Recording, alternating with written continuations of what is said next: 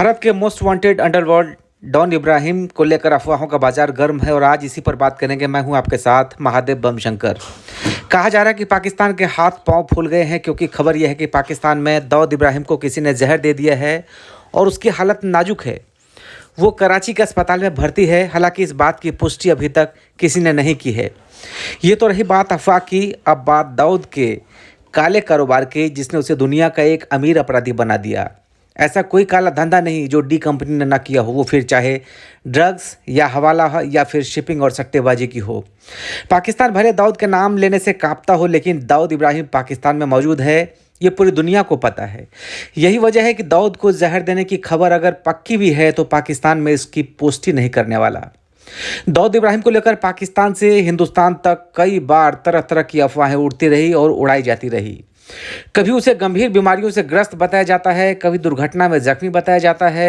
अब तक कई बार दाऊद इब्राहिम की मौत की अफवाह भी उड़ाई जा चुकी है, लेकिन इस बार पाकिस्तानियों के बीच हड़कंप इसीलिए मचा हुआ है क्योंकि जैसे ही दाऊद की खबर सामने आई, पाकिस्तान में इंटरनेट डाउन कर दिया गया। पाकिस्तान में इंटरनेट सेवाएं 17 दिसंबर की रात से ही डाउन कर दी गई। इसकी मिसाल इंटरनेट सर्विसेज का अपडेट देते हुए नेट ब्लॉक्स नाम के सोशल मीडिया हैंडल पर दी गई थी। इसमें पाकिस्तान के ज़्यादातर इलाकों में इंटरनेट सेवा 0 से 25% तक ही काम करती दिखी।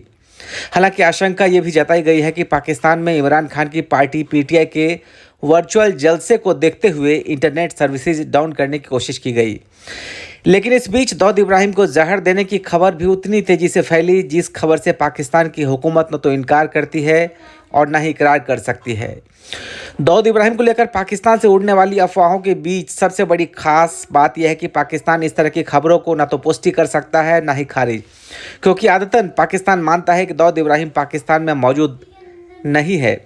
जैसा पाकिस्तान ने ओसामा बिन लादेन को छिपा रखा था, अमेरिका को झूठ बोलता रहा, ठीक उसी तरह पाकिस्तान दाऊद को लेकर भी झूठ बोलता है। लेकिन दाऊद भारत के टारगेट पर है और भारत के 250 से अधिक भारतीयों की हत्या के उस आरोपी को भारत लाने के लेकर सरकार लगातार दावे करती रही है। भारत का वो most wanted underworld don Dawood Ibrahim, जिसने 30 साल पहले मुंबई को हिला दिया था, जिसने 12 मार्च 1993 को मुंबई में एक के बाद एक 12 सीरियल धमाके करके सैकड़ों लोगों की जान ले ली, जिसने मजहबी कट्टरपंथ की खातिर 1400 से अधिक मुंबईकरों को अपाहिज कर डाला था। उसी दाऊद इब्राहिम को पाकिस्तान 3 दशकों से मेहमान की तरह पालता पोसता रहा है। पाकिस्तान में हुकूमतें आती जाती रही है, बेनजीर से लेकर नवाज तक और नवाज से लेकर इमरान तक। पाकिस्तान में 3 दलों की हुकूमत बदलती रही, लेकिन दाऊद इब्राहिम को लेकर सच कबूलने का साहस पाकिस्तान में कभी नहीं हो सका। हालांकि हिंदुस्तान में दाऊद इब्राहिम सिर्फ दहशत और जयराम धंधों का मुजरिम ही नहीं, दुनिया के मोस्ट वांटेड के तौर पर वांछित रहा। यहां तक कि दाऊद इब्राहिम को लेकर भारत की राजनीति में मुद्दों की रोटियां भी सेकी जाती रही। 2014 के चुनाव से ऐन पहले यूपीए सरकार ने तो यहां तक दावा कर दिया था कि जल्द ही दाऊद इब्राहिम को भारत लाया जाएगा। नवंबर 2013 में यूपीए सरकार की ओर से दिए गए इस बयान को लेकर 2014 में दिल्ली के सिंहासन की लड़ाई के बीच एक शिगोफी की तरह इस्तेमाल किया गया।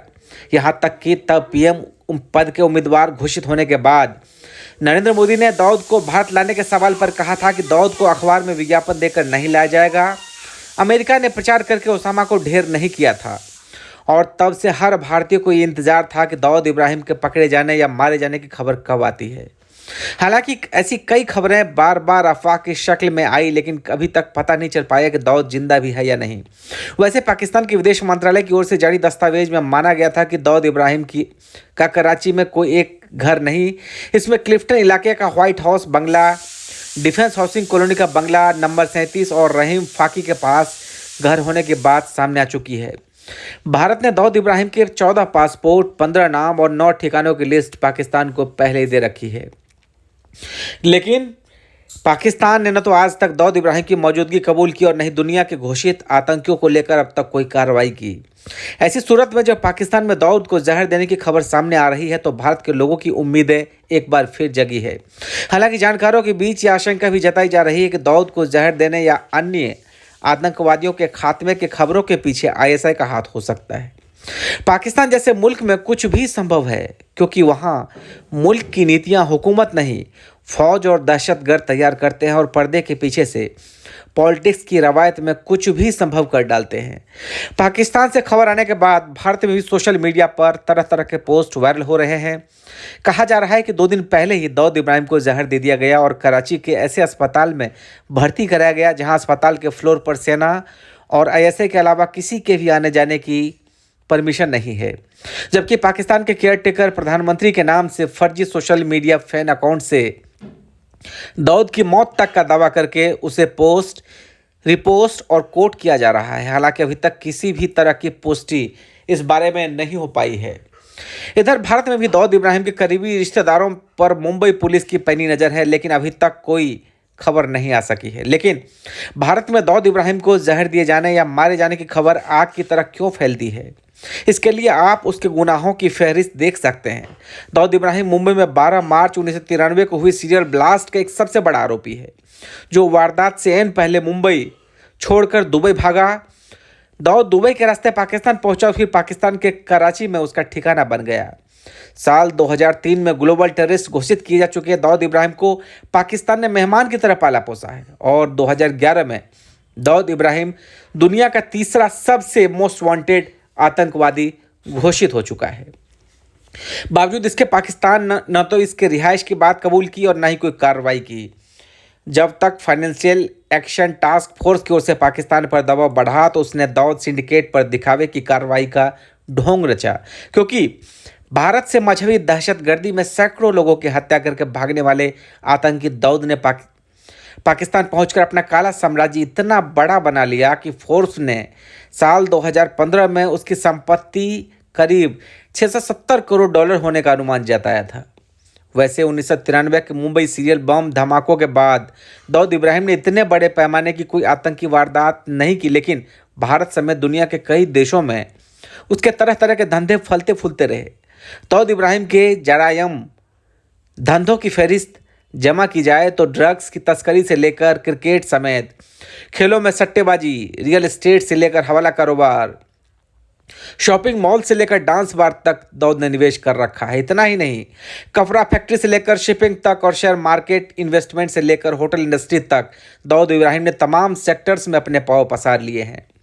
दाऊद इब्राहिम को पाकिस्तान में जहर दिए जाने की खबर पर भारत के सोशल मीडिया यूजर्स ने इतनी तेजी से प्रतिक्रिया दी कि दाऊद इब्राहिम पाकिस्तान और इंटरनेट डॉन जैसे हैशटैग सोशल मीडिया पर वायरल हो चुके हैं और टॉप ट्रेंडिंग में है।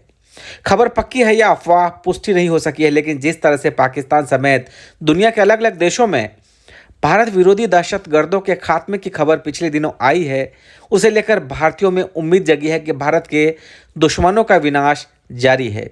वैसे पाकिस्तान में पिछले 1-1.5 साल के अंदर अज्ञात हमलावरों ने दर्जन भर आतंकवादियों को ढेर किया है। ब्यूरो रिपोर्ट, लाइव तक।